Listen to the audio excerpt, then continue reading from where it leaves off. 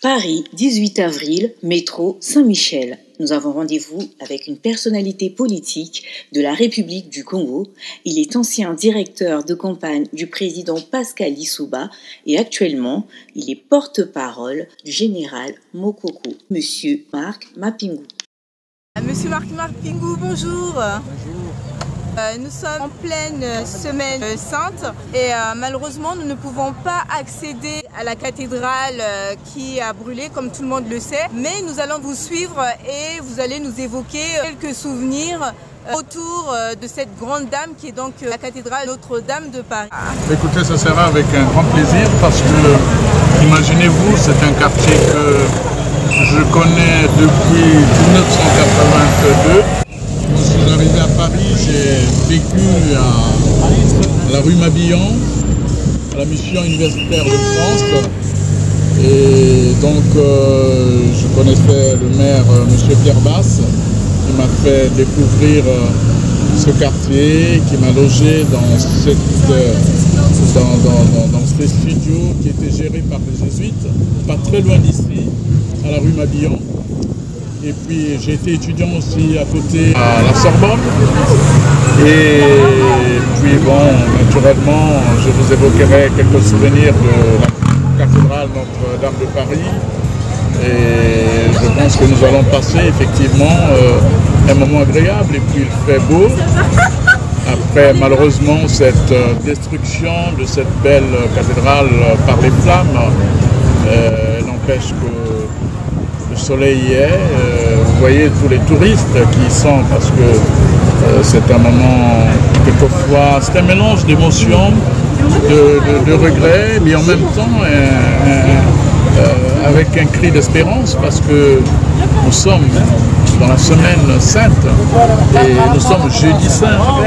C'est le jour où Jésus déjeune, dîne plutôt, ou mange avec ses disciples. Et donc c'est aussi un moment de fête, même s'il annonce la vie avec ses hauts et ses bas, parce qu'il y aura bien sûr cette passion du Christ, mais qui va se terminer par une forme de résurrection. Je crois que c'est Handel dans le Messie, cette composition très belle de Messia, qui le dit bien, finalement cette forme d'Alléluia, cette forme de quelque chose de très beau. Je pense que c'est un moment émouvant et merci à vous de m'avoir suggéré ce pèlerinage. Vous voyez, j'ai avec moi un bâton, mais c'est un véritable bâton de pèlerin, parce que j'avais fait le pèlerinage de Vesnay, et là nous allons faire le pèlerinage de Paris, à côté de la cathédrale. Je vais vous raconter un certain nombre de choses. Je pense qu'on va avoir une belle promenade. Alors, c'est gentil de venir m'attendre dans ce café qui est symbolique. Tous les Parisiens le connaissent. Ceux qui connaissent la place, la fontaine Saint-Michel, connaissent bien cette place, connaissent bien ce café qu'on appelle le départ. Et voilà, nous allons donc commencer un pèlerinage, c'est un départ. Alors, Dieu seul réservera la fin. Merci bien. Alors, on vous suit.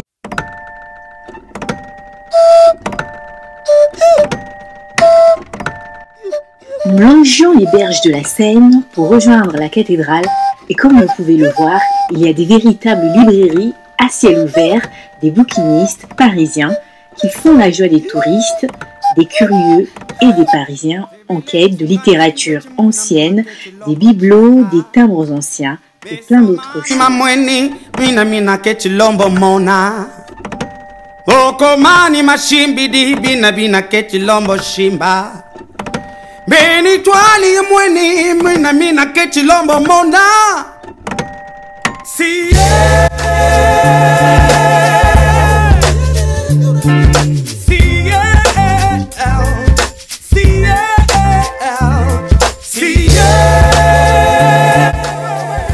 Ces bouquinistes font partie du paysage parisien et participent au charme de bord de Seine.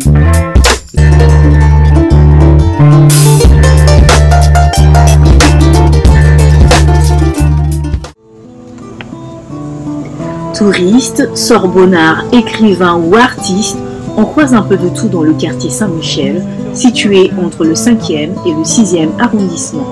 Un cocktail hétéroclite qui fait du plus ancien quartier de Paris l'un des secteurs les plus dynamiques et populaires de la capitale. La cathédrale Notre-Dame de Paris est située en plein cœur de Paris, sur le fleuve de la Seine. Intimement liée à l'histoire de France, elle est l'un des monuments les plus emblématiques de Paris, construit entre le XIIe et le XIVe siècle. Elle est bâtie sur l'île de la Cité, en plein centre de la capitale. Elle est pionnière de l'architecture gothique sur l'île de la Cité. Par les cieux devant toi, splendeur et majesté, par l'infiniment grand, l'infiniment petit, et par le firmament, ton manteau étoilé, et par frère soleil, je veux crier, mon Dieu, tu es grand, tu es beau, Dieu vivant, Dieu très haut, tu es le Dieu d'amour.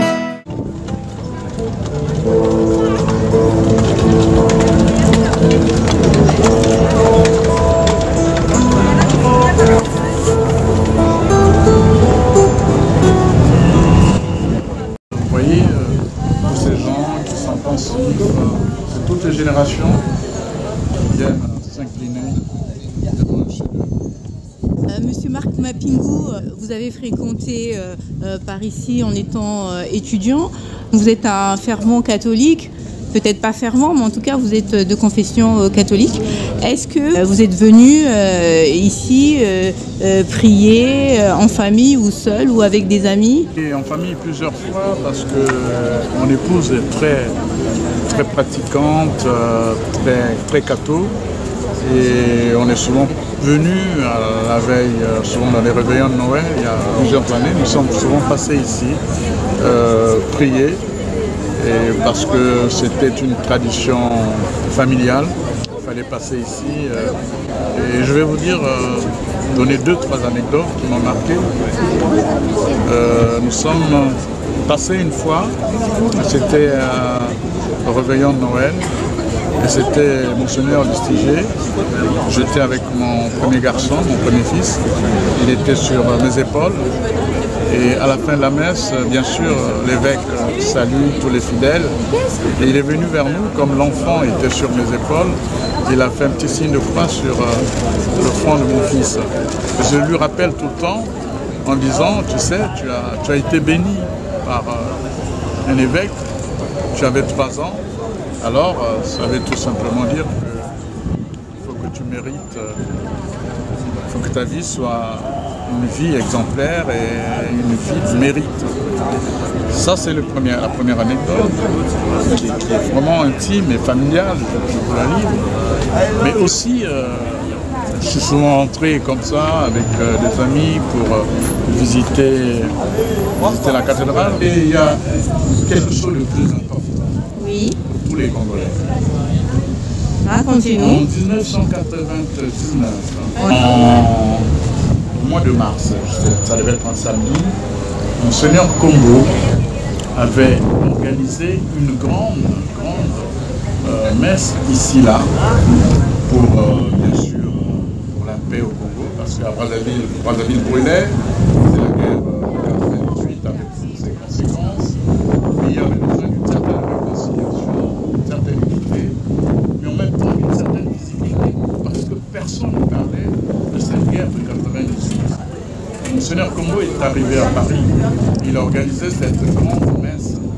C'est là que les Congolais s'en souviennent, mais cette génération s'en souvient.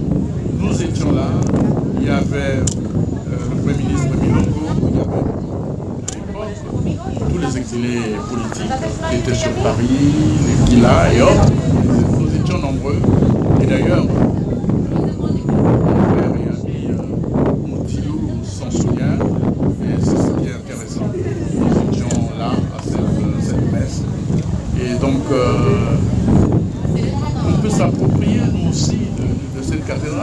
peut nous aussi s'approprier de la beauté de cette œuvre, qui est aussi une œuvre qui a rassemblé. Et à un moment comme celui-ci, de la Sainte Semaine, il est important. Honnêtement, il est important que les Congolais se retrouvent et que tout le monde sache que, au-delà des récupérations politiciennes, parce qu'on en a vu de l'autre côté de Brazzaville, il y a cette âme-là. Et aussi, j'ai vu Pascal Lissouba ici, dans cette cathédrale, accompagnée de la dépouille de François Mitterrand.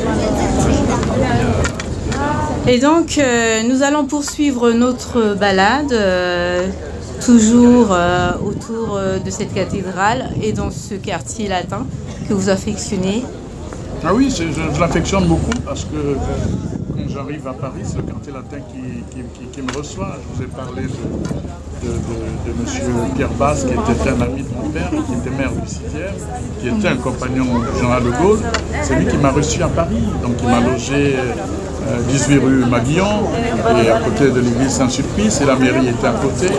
Donc forcément, dans mes balades de jeunesse et d'étudiants, je venais souvent à la place Saint-Michel, la Sorbonne, tout ça. Mais ça ne me rajeunit pas. Mais puis, je venais au souvent aussi à l'île Saint-Louis, cette île où, comme vous le constatez, beaucoup de touristes affectionnent. Merci, on va y aller alors. On va faire la dernière escale de ce pèlerinage, de cette balade, comme vous dites. Oui, sacré pèlerinage. Devant la maison de Yankelevitch. Voilà. Okay. C'est vrai que c'est juste à côté de chez Berthier. Alors on vous suit.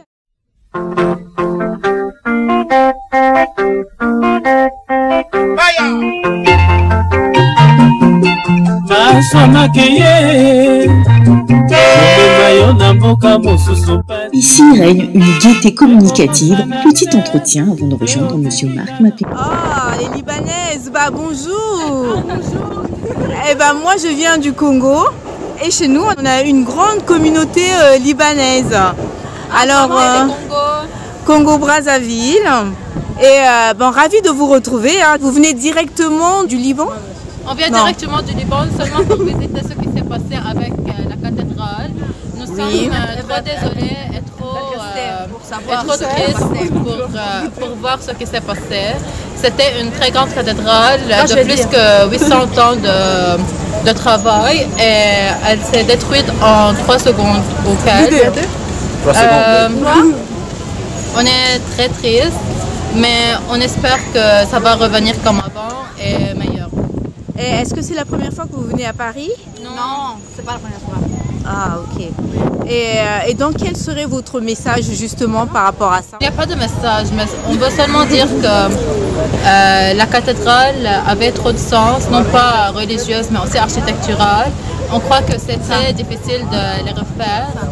Et on espère que ça va être mieux qu'avant, mais du coup, notre sentiment ne vont pas être les mêmes. Mais vous êtes jeune, la cathédrale c'est très religieux, la plupart du temps c'est les vieux qui viennent dans les cathédrales, mais pourquoi vous aussi jeune, vous avez été touché par... Oui, on est jeune. Pas certainement, parce que la cathédrale c'est comme un symbole de la France. Elle n'est pas seulement pour les grands, elle est pour tout âge. C'est touristique. Et on est vraiment très désolés pour ce qui s'est arrivé. En tout cas, je vous remercie, ravie de vous avoir rencontré et passez un très bon séjour à Paris. Merci. À très bientôt. Bye. Merci, bye. Merci.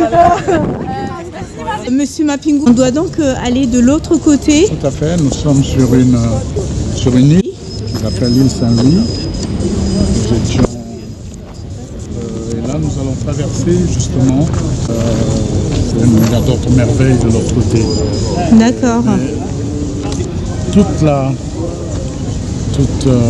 Toute la beauté, c'est que toutes ces merveilles contemplent les regards de la cathédrale. C'est-à-dire de l'autre côté, vous avez Bon, le restaurant, vous avez même un ancien couvent, je crois, qui était là à l'époque, l'autre côté de la Seine. Et vous avez aussi justement ces endroits que les touristes affectionnent bien, où il y a des glaces et tout. Et il y a cet endroit que je considère moi comme mythique pour moi, où on va justement conclure ce que je considère moi comme ce pèlerinage. Donc c'est la maison de Jankélévitch, là où il est mort. Qui est donc Jankélévitch? C'est un philosophe de notre époque et qui a beaucoup écrit, et justement vous allez découvrir toute sa conception de la mort, un peu pour conclure finalement que ce qui est important, c'est l'œuvre que nous laissons. Et cette œuvre-là, c'est cet ouvrage, c'est la cathédrale, c'est les actes que nous posons dans la vie. Et que lorsqu'on s'en va de l'autre côté, peu importe, dans notre sac ou dans notre subjuvécière, ou tout ce qu'on veut, les actes, ces actes-là que nous posons. De transcendance, pour notre âme, finalement, à en dernier instant, ce dernier message. Merci. Merci. Monsieur Mapingou, nous avons beaucoup marché. On arrive. La Tour d'Argent est justement l'une des plus belles tables de Paris. Je connais ce restaurant depuis très longtemps. Alors, ce qui est impressionnant dans ce restaurant, je vais vous dire, c'est que non seulement il est beau, il donne sur la cathédrale. Et si madame, vous voulez un jour faire plaisir à un ami ou une amie, prenez la table qui donne sur la statue de Sainte-Geneviève qui est là, la protectrice de la ville de Paris et des habitants de Paris, Sainte-Geneviève. Alors voilà, c'est tout ce que je peux vous dire. Je ne peux pas vous faire la publicité de la Tour d'Argent, mais si vous allez à la Tour d'Argent, oui, pensez à moi en mangeant un canard et prenez le Marco Polo. Le Marco Polo. Voilà. Est-ce que pour vous c'est important d'avoir des lieux symboliques comme ça, comme Sainte-Geneviève? Oui, oui, il faut. Moi je crois que c'est la vie, ça fait partie de la vie, ça fait partie ça nous fait évader, ça nous met un peu à l'abri quelquefois de la bêtise et de la superficialité, parce qu'on aura vécu, on aura creusé aussi dans le symbolisme, on aura traversé la vie avec ce qui est beau. C'est Dostoïevski qui disait que la beauté gouvernera le monde. Donc voilà, il faut toujours célébrer ce qui est beau. Et je crois que là, on est dans cette espèce de recueil de beauté. C'est un recueil de beauté, cet endroit. Alors, combien peut coûter le prix moyen d'un... Non, je ne fais pas la publicité. Non, mais je veux juste savoir si je dois aller manger ce fameux pigeon, comment s'appelle-t-il? Le marteau... le Marco Polo. Marco Polo. Alors, la tradition, c'est que vous allez manger un pigeon. Oui. Et ce pigeon aura la date exacte et on vous dira, vous allez depuis, je crois, plus de 3 siècles ou 2 siècles, la tradition de la Tour d'Argent, c'est justement ce pigeon. On vous donne une carte avec le numéro du pigeon que vous avez mangé. Et c'est ça qui est beau, parce que vous vous rendrez compte que vous serez, par exemple, la seule ou les seuls à manger ce pigeon à telle date et à tel numéro. Parce que, naturellement, tous ceux qui sont passés là depuis plusieurs siècles, les numéros sont là. C'est ça qui est formidable sur cette belle ligne. Voilà, la Tour d'Argent, vous êtes juste c'est la Tour d'Argent. Donc nous allons continuer vers la maison de Jankélévitch. Voilà. À tout de suite.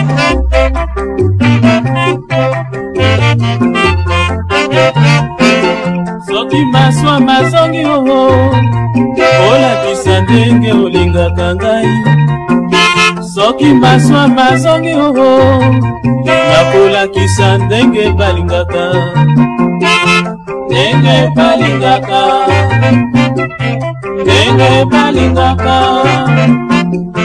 ndenge balingaka, ndenge balingaka.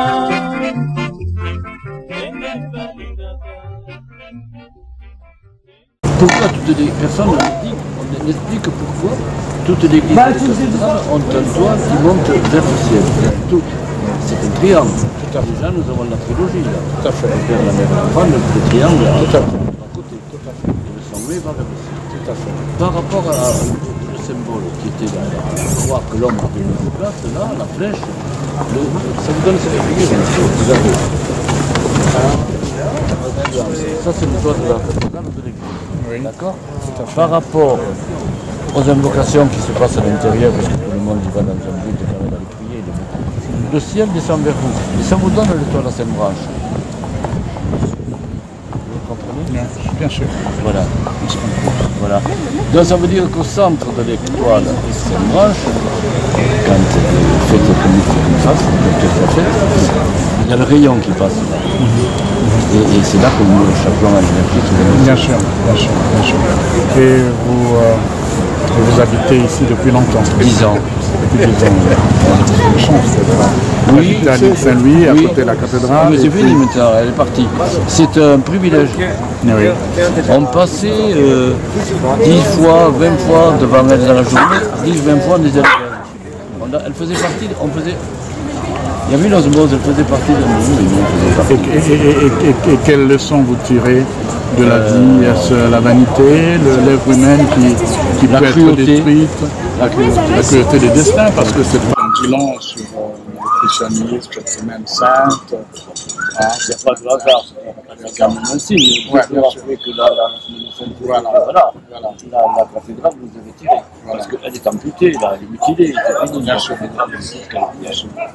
Et qu'est-ce qu'il faut faire? Est-ce qu'à partir de ce moment, on pense à Kipling, qui s'adresse à son fils et qui dit tout est à se remettre à l'ouvrage, de reconstruire, parce que ça fait partie un peu de la vie. Ça fait partie de la vie. Mais je crois que c'est à chacun d'entre nous, c'est un peu la démarche alchimique, de faire un travail en soi. Peu importe ce que les gens vont dire, ce qui m'intéresse, c'est qu'il y ait justement une humanité qui change un peu de sa façon de voir. Vous voyez qu'il y a encore... Si on n'y croit pas, ça ne se fera pas. On va se séparer avec cette phrase. Sur ces bases. Non, sur ces bases. Et puis avec cette... parce que j'ai compris que les Grégor nous réunissaient, vous et moi. Paris reste la capitale de l'amour, du romantisme et des baisers enflammés. La preuve en image avec ses cadenas. Ici, pas besoin de poupées vaudou ni de filtre d'amour. Et tout ceci avec la bénédiction de Notre-Dame de Paris. Puisse la Vierge sceller l'amour de ses êtres pour la vie. La cathédrale a brûlé, mais l'amour n'a pris aucune flamme.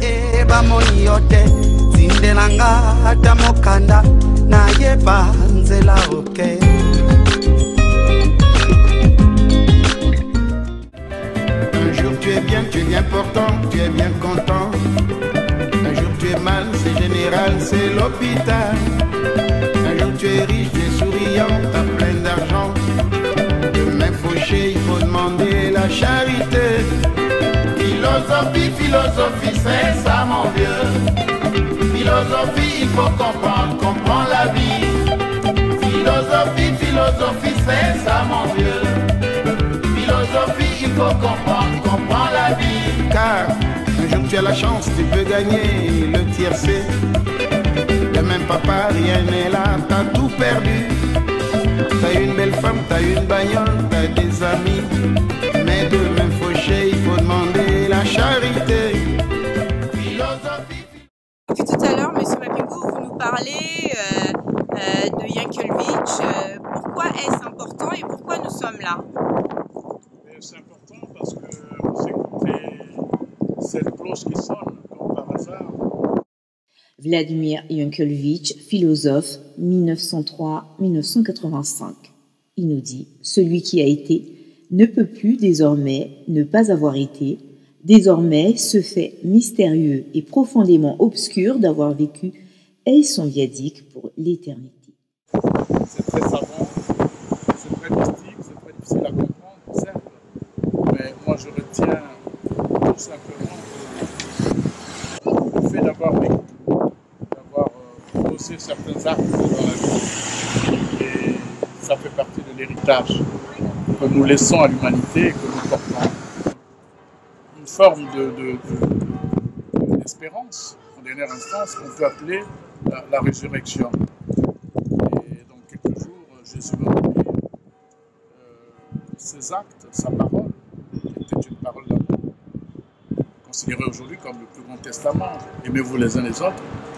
Je crois que je peux aujourd'hui dire que c'est ça un peu ce qu'il nous laisse, ce qu'il nous lègue. Et c'est cela. Voilà pourquoi je me disais, après avoir fait tout ce trajet, rencontrer des personnages de façon quelquefois inattendue, et qui vous parlent de la merveille de cette cathédrale qui venait de s'effondrer, et qui vous parlent en même temps de la vie. Vous êtes congolais, vous venez d'une nation très très jeune, mais nous n'avons pas des souvenirs, rien n'est laissé par les anciens, aussi bien dans l'écriture que dans les œuvres, et nous ne conservons rien. Lorsqu'une époque est révolue, on casse pour ne plus du tout laisser les traces de l'ancien, peut-être parce qu'on ne l'aimait pas, peut-être que... N'est-ce pas une désolation? C'est vrai. Mais de nos jours, quand même, on écrit. De nos jours, on écrit, et peut-être que nos petits-enfants bénéficient. Comment conserver tout ça? Et nous avons connu dans un pays comme le nôtre, le Congo, des guerres, des destructions. Pourtant, à travers ces destructions, il y avait des œuvres qu'on aurait pu ne pas détruire. Des musées avec notre histoire, des maisons coloniales qui faisaient aussi la beauté de la ville. Mettons tout ça, il faut être des bâtisseurs esthètes. C'est ça, il faut aimer le beau. Et il faut comprendre aussi le beau.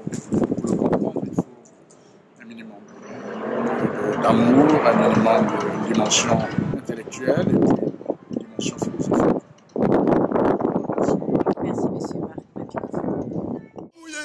Zamia Zulu, Kwanani siwa banayo. Zamia Zulu, Kwanani siwa banayo. Vofwidi mumasumu, Kwanani siwa banayo. Ngeye mfumu ndungisa. Zamia Zulu, Kwanani siwa banayo. Zamia Zulu, Kwanani siwa banayo. Vofwidi mumasumu, Kwanani siwa banayo. Ngeye mfumu ndungisa. Zwami kakizoleleko, wayo bana kwa wanka. Yeti bana kwa mibaza, pasi mono yanunga. Mulu lendo lwa kungeza mise onse ni muvukyo. Fumu ndungisa. Zwami kakizoleleko, wayo bana kwa wanka. Yeti bana kwa mibaza. L'idéal des bâtisseurs était que leurs œuvres soient contemplées par toutes les races. On dit que la beauté est universelle et rassemble les civilisations. Ce joueur de kora participe à sa manière à la célébration de la beauté.